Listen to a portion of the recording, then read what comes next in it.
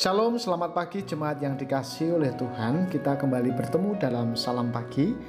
Bapak Ibu, mari kita kembali melanjutkan pembacaan Alkitab kita yang ada di dalam kitab Keluaran pasal yang ke-7 ayat yang ke-14 sampai dengan Keluaran pasal yang ke-8 ayat yang ke-19. Demikian firman Tuhan. Berfirmanlah Tuhan kepada Musa, Fir'aun berkeras hati. Ia menolak membiarkan bangsa itu pergi. Pergilah kepada Fir'aun pada waktu pagi, pada waktu biasanya ia keluar ke sungai. Nantikanlah dia di tepi sungai Nil dengan memegang di tanganmu tongkat yang tadinya berubah menjadi ular. Dan katakanlah kepadanya, Tuhan Allah orang Ibrani telah mengutus aku kepadamu untuk mengatakan, biarkanlah umatku pergi, supaya mereka beribadah kepadaku di padang gurun. Meskipun begitu sampai sekarang engkau tidak mau mendengarkan. Sebab itu beginilah firman Tuhan, dari hal yang berikut akan engkau ketahui bahwa akulah Tuhan. Lihat, dengan tongkat yang di tanganku ini akan kupukul air yang di sungai Nil, dan air itu akan berubah menjadi darah. Dan ikan yang dalam sungai Nil akan mati, sehingga sungai Nil akan berbau busuk. Maka orang Mesir akan segera meminum air dari sungai Nil itu. Tuhan berfirman kepada Musa, katakanlah kepada Harun, ambillah tongkatmu, ulurkanlah tanganmu ke atas segala air orang Mesir, ke atas sungai, selokan, kolam, dan ke atas segala kumpulan air yang ada pada mereka, supaya semuanya menjadi darah, dan akan ada darah di seluruh tanah Mesir, bahkan dalam wadah kayu dan wadah batu. Demikianlah Musa dan Harun berbuat seperti yang difirmankan Tuhan. Diangkatnya tongkat itu dan dipukulkannya kepada air yang di sungai Nil, di depan mata Fir'aun dan pegawai-pegawainya. Maka seluruh air yang di sungai Nil berubah menjadi darah. Matilah ikan di sungai Nil, sehingga sungai Nil itu berbau busuk, dan orang Mesir tidak dapat meminum air dari sungai Nil. Dan di seluruh tanah Mesir ada darah. Tetapi para ahli Mesir membuat yang demikian juga dengan ilmu-ilmu mantra mereka, sehingga hati Fir'aun berkeras dan ia tidak mau mendengarkan mereka, keduanya seperti yang telah difirmankan Tuhan. Fir'aun berpaling lalu masuk ke istananya dan tidak mau memperhatikan hal itu juga. Tetapi semua orang Mesir menggali-gali di sekitar sungai Nil mencari air untuk diminum, sebab mereka tidak dapat meminum air sungai Nil. Demikianlah genap 7 hari berlalu setelah Tuhan menulahi sungai Nil. Berfirmanlah Tuhan kepada Musa, pergilah menghadap Fir'aun dan katakan padanya, beginilah firman Tuhan, biarkanlah umatku pergi, supaya mereka beribadah kepadaku. Jika engkau menolak membiarkannya pergi, maka aku akan menulahi seluruh daerahmu dengan katak. Katak-katak akan mengeriap dalam sungai Nil, lalu naik dan masuk ke dalam istanamu dan kamar tidurmu, ya, sampai ke dalam tempat tidurmu, ke dalam rumah pegawai-pegawaimu dan rakyatmu, bahkan ke dalam pembakaran rotimu, serta ke dalam tempat adonanmu. Kata-kata itu akan naik memanjati engkau, memanjati rakyatmu dan segala pegawaimu. Berfirmanlah Tuhan kepada Musa, katakanlah kepada Harun, ulurkanlah tongkat tanganmu dengan tongkatmu ke atas sungai, ke atas selokan, dan ke atas kolam, dan buatlah katak-katak bermunculan meliputi tanah Mesir. Lalu Harun mengulurkan tangannya ke atas segala air di Mesir, maka bermunculanlah katak-katak lalu menutupi tanah Mesir.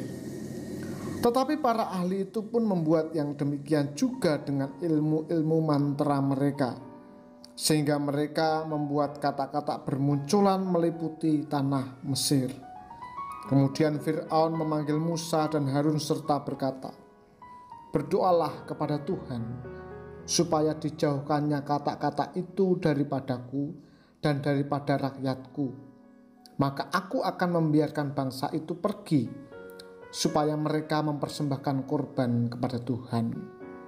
Kata Musa kepada Fir'aun, "Silakanlah tuanku katakan kepadaku, bila aku akan berdoa untukmu, untuk pegawaimu dan rakyatmu, supaya kata-kata itu dilenyapkan daripadamu dan dari rumah-rumahmu, dan hanya tinggal di Sungai Nil saja." Katanya, "Besok." Lalu kata Musa, "Jadilah seperti katamu itu, supaya tuanku mengetahui bahwa tidak ada yang seperti Tuhan Allah kami. Maka kata-kata itu akan dijauhkan daripadamu, dari rumah-rumahmu, dari pegawai-pegawaimu, dan dari rakyatmu, dan hanya akan tinggal di Sungai Nil saja." Lalu Musa dan Harun keluar meninggalkan Fir'aun, dan Musa berseru kepada Tuhan karena kata-kata yang didatangkannya kepada Fir'aun. Dan Tuhan melakukan seperti yang dikatakan Musa, sehingga kata-kata itu mati lenyap dari rumah, dari halaman, dan dari ladang. Dikumpulkan oranglah bangkai-bangkainya bertumpuk-tumpuk, sehingga tanah itu berbau busuk. Tetapi ketika Fir'aun melihat bahwa telah terasa kelegaan, ia tetap berkeras hati dan tidak mau mendengarkan mereka keduanya, seperti yang telah difirmankan Tuhan. Berfirmanlah Tuhan kepada Musa, "Katakanlah kepada Harun, ulurkanlah tongkatmu dan pukulkanlah itu ke debu tanah. Maka debu itu akan menjadi nyamuk di seluruh tanah Mesir." Lalu mereka berbuat demikian. Harun mengulurkan tangannya dengan tongkatnya dan memukulkannya ke debu tanah. Maka nyamuk-nyamuk itu hinggap pada manusia dan pada binatang. Segala debu tanah menjadi nyamuk di seluruh tanah Mesir. Para ahli itu pun membuat yang demikian juga dengan ilmu-ilmu mantranya untuk mengadakan nyamuk-nyamuk, tetapi mereka tidak dapat. Demikianlah nyamuk-nyamuk itu hinggap pada manusia dan pada binatang. Lalu berkatalah para ahli itu kepada Fir'aun, "Inilah tangan Allah." Tetapi hati Fir'aun berkeras, dan ia tidak mau mendengarkan mereka, seperti yang telah difirmankan Tuhan. Saudara yang terkasih, kalau kita mau berfokus pada teks ini, secara khusus saya akan memperhatikan tulah yang kedua, yaitu kata. Tulah kedua ini ironis sekali. Di Mesir, kata biasanya diasosiasikan dengan dewa Hapi dan Dewi Het yang membantu kelahiran seorang anak. Dengan demikian, kata adalah simbol kesuburan. Akan tetapi, tulah kata ini justru merepotkan bangsa Mesir karena begitu melimpah memenuhi bumi Mesir. Istana Fir'aun pun tidak luput dari serbuan kata tersebut. Sekali lagi Fir'aun membuat kebodohan dengan menggunakan ahli-ahlinya yang bukannya berupaya memusnahkan hama tersebut, sebaliknya malah melipat gandakan populasi kata yang sudah terlalu banyak itu. Tulah kedua mempertegas tulah pertama, bahwa Allah Israel sama sekali tidak dapat dibandingkan dengan ilah-ilah Mesir. Tulah kedua dan penyelesaiannya dimaksudkan supaya Fir'aun mengetahui bahwa tidak ada yang seperti Tuhan Allah orang Israel. Tuhanlah satu-satunya Allah yang harus disembah oleh seluruh manusia. Dengan kata lain, para dewa Mesir hanyalah mitos yang tidak layak menerima sembah. Saudara, upaya manusia untuk mencari pegangan pada apapun yang bukan Tuhan paling-paling hanya memberi rasa aman atau sejahtera sesaat. Setelah itu, biasanya kalau tidak memperbudak, pastilah mengecewakan. Sebaliknya, kita semua adalah saksi bahwa tidak ada yang seperti Allah yang kita sembah di dalam Kristus Yesus. Dia adalah Allah yang hidup, yang berkuasa atas semua masalah dan musuh-musuh kita. Untuk itu, mari kita terus bersandar, mengandalkan Dia, dan hanya menyembah kepada Dia. Kiranya iman kita senantiasa diteguhkan di dalam Tuhan.